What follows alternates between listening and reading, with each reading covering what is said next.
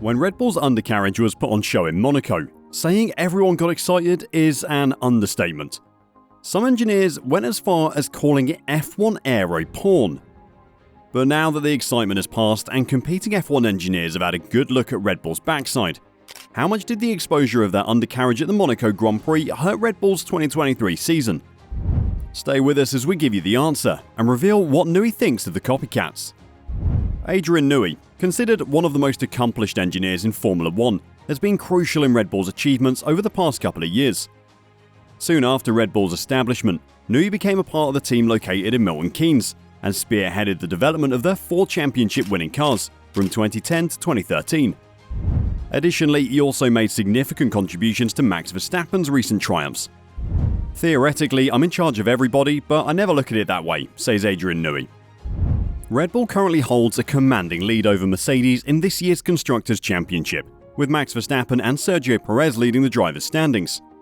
But following the exposure of Red Bull's RB19 design, multiple teams openly acknowledged that they obtained valuable insights from the revealed information. In Monaco, due to the narrow track and limited runoff areas, the marshals often employ cranes to remove stranded cars from the circuit. This approach is necessary to navigate the tight and fenced layout of the track, allowing for the safe and efficient removal of vehicles in case of incidents or accidents.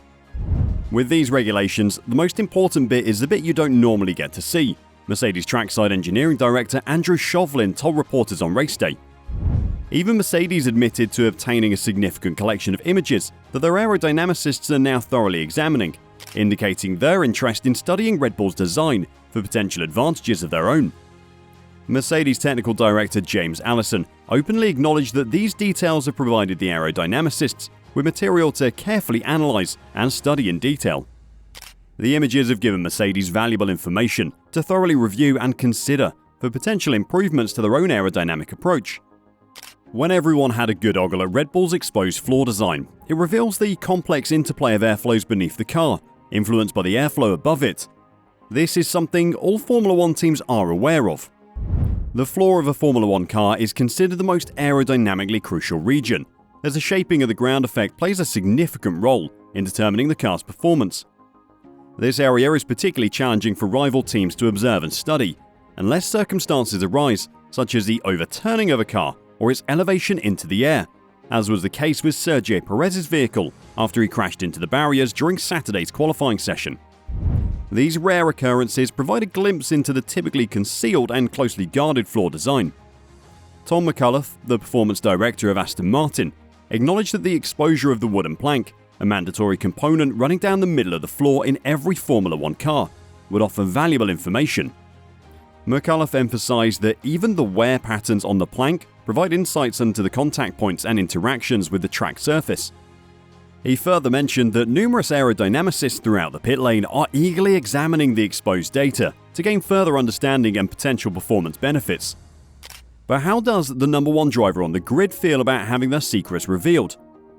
Max Verstappen understandably wasn't too excited to have had their private parts exposed. He explained that the revelation of Red Bull's floor design is not great, but he has downplayed the potential risk of rival teams creating direct copies.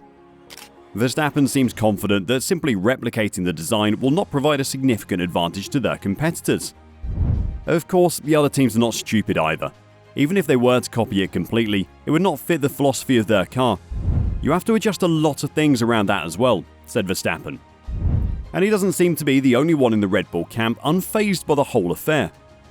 Newey regards copying as a serious compliment, as the performance of Red Bull's RB19 this season has prompted other teams to adopt a similar design philosophy. For instance, Mercedes has deviated from their previous no side pod concept and opted for larger side pods, reminiscent of Red Bull's approach. It's a serious compliment when people copy. It's part of F1, of course. We all look at each other. In truth, we copied things from other people as well, stated Newey.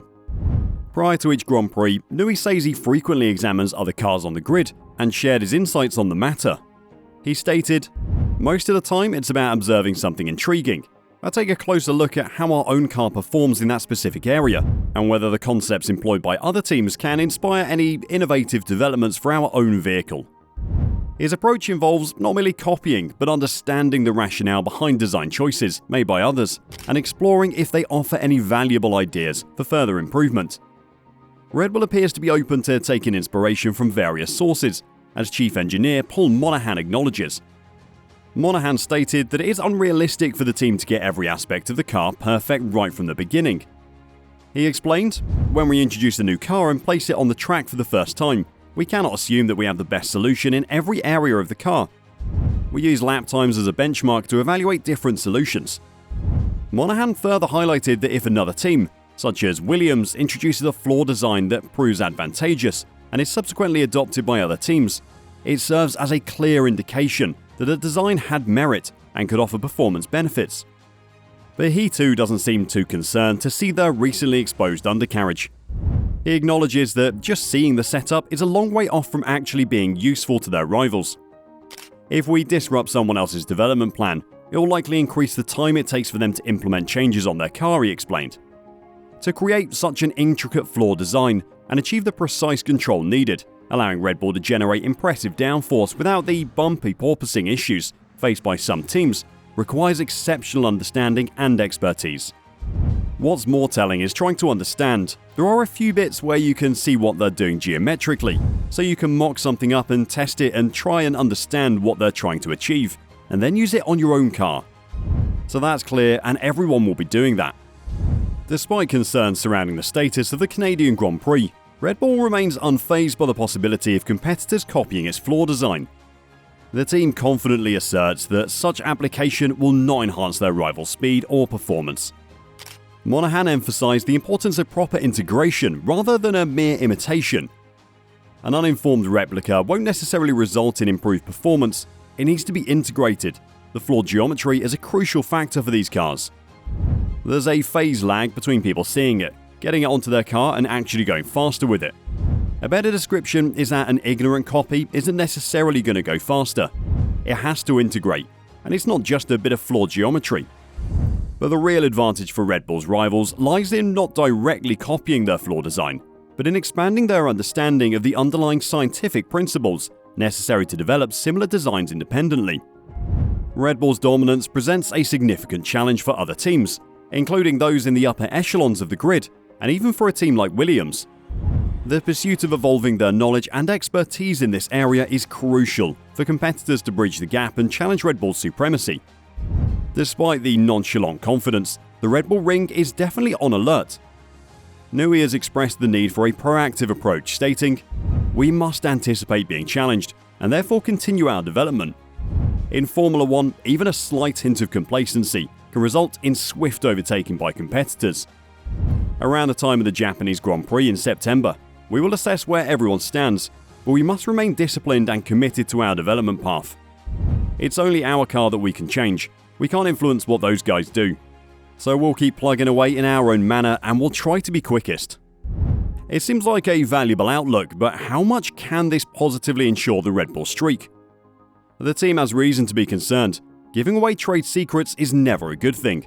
And with the speed of Aston Martin and Mercedes chasing the Red Bull points, we'd say Newey had better get back to his drawing board. What do you think?